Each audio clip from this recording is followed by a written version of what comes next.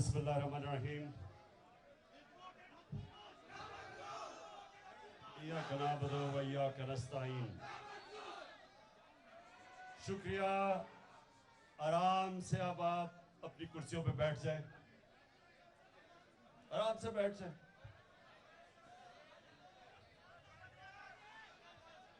सबसे पहले जय प्रकाश, मैं आपका शुक्रिया अदा करता हूं कि आपकी और आपकी टीम ने आज ये अपनी अक़ीदत बरादरों और उनके रहनुमाओं को यहाँ बुलाया और हम थोड़ी खामोशी बैठ जाए।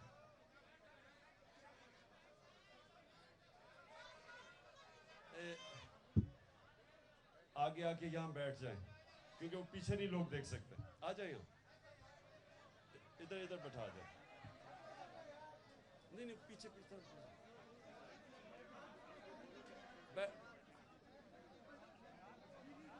बस यहाँ बैठ जाए जी, बस बैठ जाए ना, वो कैमरे लगे हुए हैं। बैठ जाओ।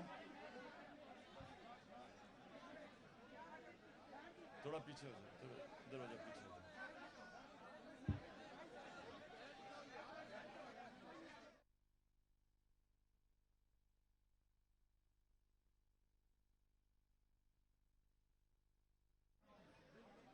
आराम से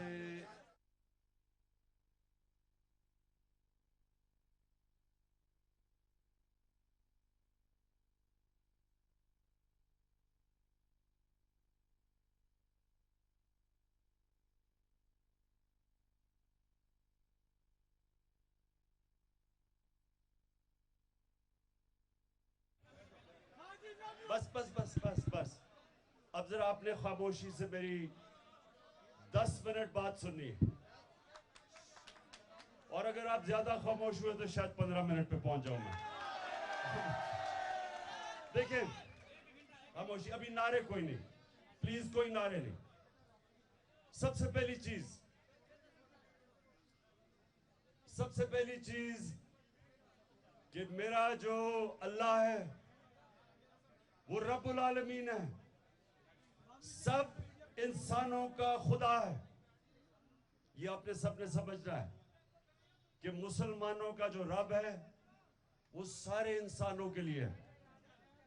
और दूसरी चीज, उससे भी ज्यादा जरूरी आपको समझना है कि हमारे जो अल्लाह के पैगंबर नबी सल्लल्लाहु अलैहि वसल्लम वो रहमतुल आलमीन है।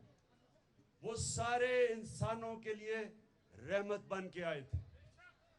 ये जरूरी आपको समझना है, क्योंकि कोई भी हमारा दीन समझ ही नहीं सकता अगर उसको इस चीज की समझ ना हो कि हमारा रब सब इंसानों के लिए है, और जो हमारे प्यारे नबी सल्लल्लाहु अलैहि वसल्लम वो सारे इंसानों के लिए रहमत बन के आए थे। इधर से शुरू करते हैं, क्योंकि ये बड़ी, मैंने सारी दुनिया देखी है, और मुझे बड़े अफसोस से ये देखना है कि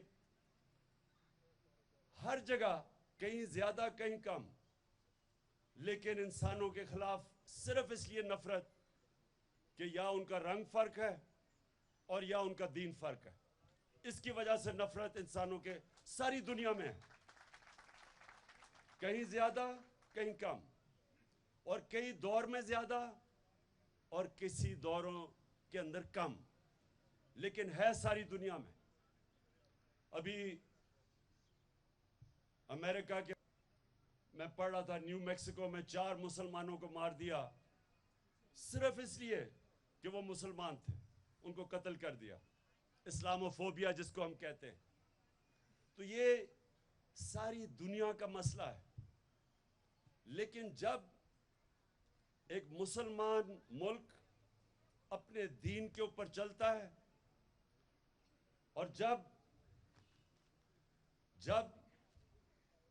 वो ये समझ आता है कि उसका खुदा सब इंसानों का खुदा है, और जब उसका जो پیغمبر، آخری اللہ کے پیغمبر، وہ سارے انسانوں کے لیے رحمت بن کے آئے تھے. ادھر سے شروع کرتا ہے ہمارا دین. دوسری چیز، ہمارے دین کے اندر انسان برابر ہے. اور جو مدینہ کی ریاست، اس کے اوپر ہم کیوں دیکھتے ہیں؟ کیونکہ وہ ہمارے نبی صلی اللہ علیہ وسلم نے مسلمانوں کی پہلے ریاست بنائی تھی. اب آپ سب کے لیے کہ اس ریاست میں کیا ہوا، ہمارے نبی نے ایک چارٹر سائن کیا. یہودی بھی تھے، مسیح بھی تھے، جتنے بھی انسان تھے ان کے ساتھ انہوں نے چارٹر آف مدینہ سائن کیا، جس کو کہتے ہیں میثاق مدینہ. اور اس میں سب کو برابر کے شریک بنایا. پھر ایک چیز اور جو میں بار بار لوگوں کو بتاتا ہوں کہ ہمارا دین شروع کدھر سے ہوا تھا. 4 خلیفہ جو ہمارے نبی صلی اللہ علیہ وسلم کے بعد آئے، ان میں سے 2 خلیفہ وقت عدالت میں پیش ہوئے. جو ہماری مسلمان، جو ایک بہت بڑی ہستی مسلمانوں کی، حضرت علی رضی اللہ تعالی، وہ عدالت میں جاتے ہیں اور ان کا کیس ہوتا ہے ایک اقلیت سے، یہودی سے. اور وہ، آپ یہ سمجھیں کہ خلیفہ وقت، ہیڈ آف سٹیٹ، ایک اقلیت کے ساتھ عدالت میں جاتے ہیں. پہلے تو یہ سوچیں کہ کتنی آج دنیا میں ملک ہیں جدھر ہیڈ آف سٹیٹ ایک عام اقلیت کے ساتھ عدالت میں پریزنٹ ہوگا. کتنے دنیا میں ملک ہیں، بڑے بڑے ملک ہیں، ویسٹرن ڈیموکریسیز ہیں.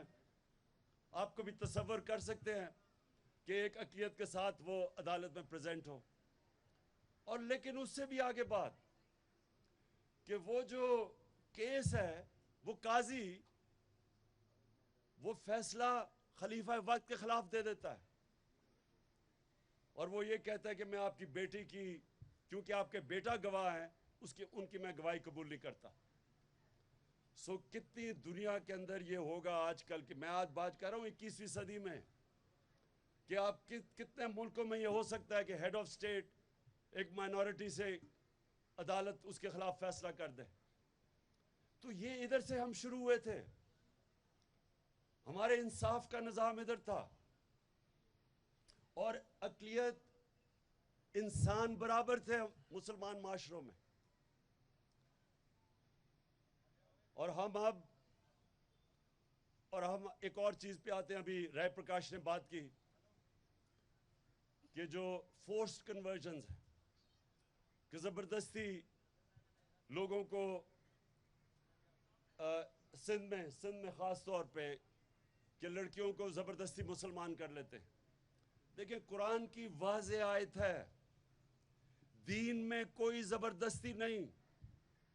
یہ اللہ کا فرمان ہے. جب بھی کوئی مسلمان یہ کرتا ہے وہ اپنے دین کے خلاف جاتا ہے، وہ اللہ کے فرمان کے خلاف جاتا ہے کہ زبردستی کسی کو دین کی طرف لے آئے.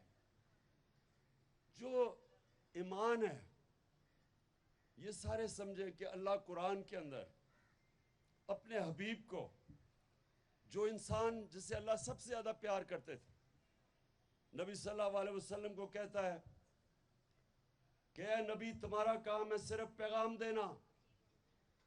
یہ سن لیں ذرا، میں اپنے مسلمانوں کو بھی یہ بتانا چاہتا ہوں. اللہ اپنے حبیب کو کہتا ہے کہ تمہارا کام ہے صرف پیغام دینا. اگر وہ دین کی طرف آتے یا نہیں آتے، یہ تمہاری ذمہ داری نہیں ہے. یہ اللہ کے اوپر ہے کہ وہ کسی کو ہدایت دیتا یا نہیں دیتا. یہ آپ سب سمجھ جائیں کہ یہ جو زبردستی کسی کا خیال ہے کہ مسلمان کسی کو کرنا، یہ تو اللہ کا تحفہ ہے کہ اگر وہ کسی کو ایمان دینا چاہتا یا نہیں. تو یہ بالکل میں پوری طرح ہم اپنے دین کے اوپر چلتے ہوئے اس کی مخالفت کریں گے جو زبردستی لڑکیوں کو مسلمان کیا جاتا ہے.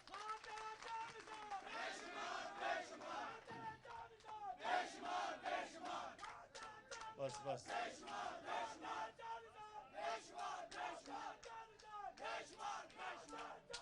بس بس. اچھا، اب اب आ गया एक और इशू, اور وہ صرف ہماری اقلیتوں کے لیے نہیں ہے, وہ ہر پاکستان کے کمزور طبقے کے لیے ہے. دیکھیں انصاف ہوتا کیا؟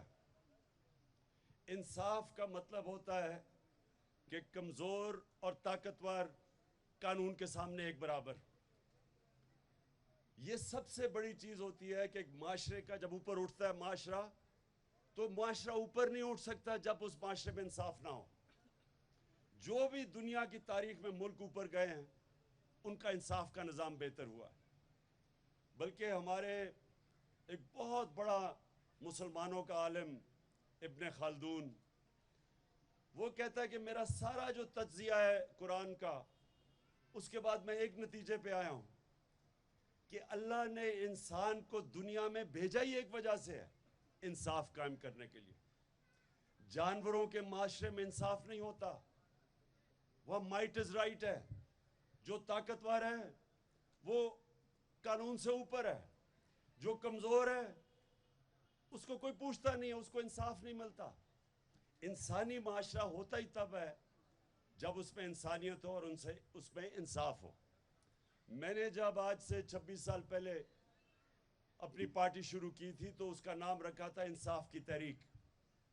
میں یہ سمجھتا ہوں کہ اس جدوجہد میں ہم سب کو شامل ہونا چاہیے.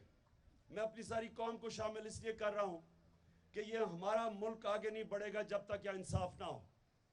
انصاف کا مطلب ہوتا ہے rights, human rights. Human right کیا ہوتا ہے کہ ہر انسان کے حقوق ہوتے ہیں, چاہے وہ کمزور ہے چاہے طاقتور, چاہے امیر یا غریب. جب تک معاشرے میں انصاف کی وجہ سے لوگوں کو رائٹس نہیں ملتے, ایک معاشرے کا جو پوٹینشل ہوتا ہے, معاشرے کی پرواز اوپر نہیں جا سکتی. مدینہ کی ریاست میں میں مثال اس لیے دیتا ہوں کہ وہاں ایسا زبردست انصاف کا نظام تھا کہ وہ لوگ جن کی حیثیت ہی کوئی نہیں تھی, انہوں نے چند سالوں کے اندر دنیا کی 2 سپر پاورز ان کے سامنے گھٹنے ٹیک گئی, کیونکہ انہوں نے ایسا زبردست انصاف کا نظام بنایا تھا کہ جو مسلمان بھی نہیں تھے وہ اس ریاست کا حصہ بننا چاہتے تھے, کیونکہ ان کو ان کی ریاست کا انصاف کا نظام تحفظ دیتا تھا. اور جب آپ کو انصاف ملتا ہے اور آپ کے حقوق کی حفاظت کرتا ہے ایک نظام, تو وہ معاشرہ اوپر چلا جاتا ہے. تو ہماری جو جنگ ہے آج وہ ہے انصاف لینے کے لیے, اور جو ہمارے ملک میں جدوجہد ہے وہ ایک چھوٹے سے ٹولے کی ہے کے خلاف ہے, جس کو ہم کہتے ہیں ایلیٹ کیپچر. ایک چھوٹا سا ٹولہ جو ملک کے اوپر حاوی ہوا ہے, وہ چوری کرتا ہے تو وہ کہتا ہے کہ میں قانون کے نیچے, مجھے NRO دو. مل کے وہ سارے اپنی چوری, اربوں روپے کی چوری معاف کروا لیتے ہیں, جبکہ غریب آدمی چھوٹی سی ہزاروں کی چوری میں جیلوں میں پھنستا ہے اور جیلوں کے اندر کوئی پوچھتا نہیں ہے اس کو. طاقتور چوری کرتا ہے قانون سے اوپر, اس کو ہاتھ نہیں لگتا. کمزور جب بیچارہ, اس کو کوئی حفاظت نہیں کرتا قانون. یہ ہمارا سب سے بڑا المیہ ہے. اور یہ جو رائٹس کی موومنٹ ہے, انصاف کا مطلب رائٹس کی موومنٹ, یہ چل رہی ہے, اور یہی ہے حقیقی آزادی کی تحریک.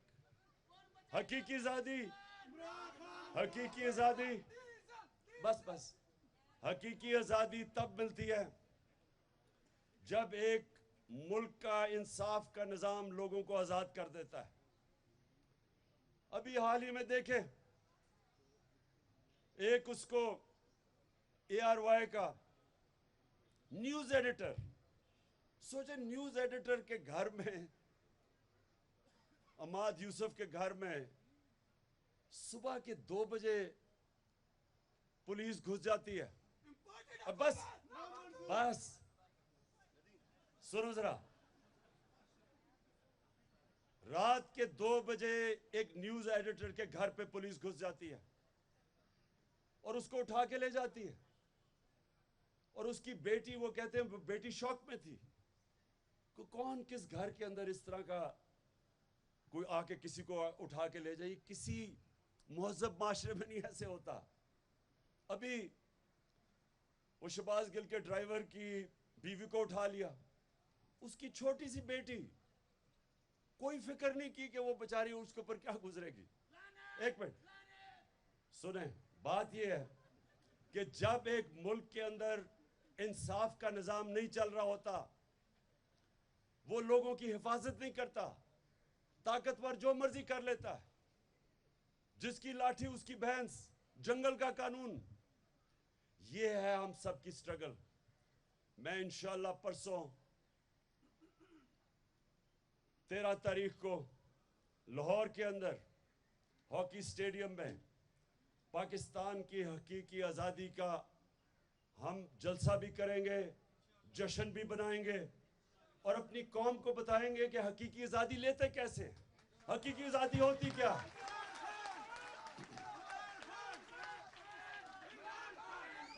قائد اعظم آپ سب کو پتا ہے یا پتا نہیں کہ قائد اعظم نے جب اپنی سیاست شروع کی تھی تو ان کو ہندو مسلم امبیسڈر سمجھا جاتا تھا، یونٹی امبیسڈر، کہ وہ ہندو اور مسلم کو اکٹھا کریں گے. یہ یاد رکھیں کہ قائد اعظم کی جو شروع کی سیاست تھی، ان کی کوشش تھی کہ ہندو مسلم مل کے انگریزوں سے آزادی لیں، انگریزوں سے آزاد ہوں. اور پھر کیا ہوا؟ ان کو آہستہ آہستہ یہ خوف آنا شروع ہو گیا کہ وہاں ایسے لوگ تھے، وہ جو کانگریس کے اندر ایسے لوگ تھے جو کہ صرف یہ دیکھ رہے تھے کہ وہ سب کے لیے، اقلیتوں کے لیے آزادی نہیں چاہ رہے تھے، وہ صرف ہندوؤں کے لیے آزادی چاہ رہے تھے. ادھر اختلاف ہوا ان کا. وہ چاہتے تھے کہ سارے ہندوستان کے لوگوں کو آزاد ہو. تو ان کو خوف آنا شروع ہو گیا کہ انگریز کی غلامی کے بعد ہم ہندو کی غلامی میں چلے جائیں گے. اس لیے انہوں نے آزادی کی سٹرگل کی تھی اور پاکستان بنانا ہے تھا. اس لیے پاکستان موومنٹ میں شرکت کیے تھے. ہم بھی اپنے ملک کے اندر، یہ ہمارا جو ملک بنا ہے، ہم یہ سب کے لیے ہے. اس میں ہم ساری اقلیتوں کو برابر کے شہری سمجھتے ہیں، اور اس لیے پاکستان بنا تھا. اگر ہندوستان میں قائد اعظم کو یہ ہو جاتا کہ ہم برابر کے شہری رہیں گے، تو وہ تو شروع میں کانگریس کا حصہ تھے. اس لیے آج پاکستان میں جب ہم پرسوں اپنی حقیقی آزادی کا جشن بنائیں گے، تو ہم اپنی ساری اقلیتوں کو بھی پیغام دیں گے کہ آپ پاکستان میں برابر کے شہری ہیں. آپ کے حقوق ہم حفاظت کریں گے، ہم ان کو تحفظ دیں گے. میں آپ کا سب کا شکریہ ادا کرتا ہوں 11 اگست میں آنے کا. پاکستان زندہ باد.